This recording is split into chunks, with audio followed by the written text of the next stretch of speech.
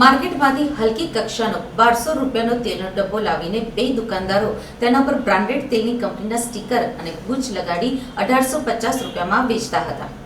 આ બાબતે તેલની કંપનીના સ્ટાફને ખબર પડતા સ્ટાફે પોલીસની સાથે લીંબાયત ત્રિકમનગર ખાતે શ્રી દેવનારાયણ કિરાણા સ્ટોર અને શ્રી હરિયમ સુપર સ્ટોરમાં ડમી ગ્રાહક બનીને તેલની ખરીદી કરવા ગયા હતા, જેમાં બંને વેપારીઓનો નકલી તેલનો ભાંડો ફૂટ્યો હતો।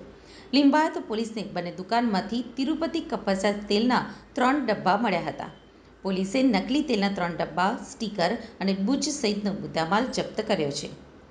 ઉપરાંત શ્રી દેવનારાયણ કિરાણા સ્ટોરના માલિક લાલારામ કાનુજી તૈલી અને શ્રી હરિયમ સુપર સ્ટોરના માલિક મદનલાલ ભેરુલાલ પ્રજાપતિ સામે ગુનો નોંધી ધરપકડની કાર્યવાહી હાથ ધરી છે।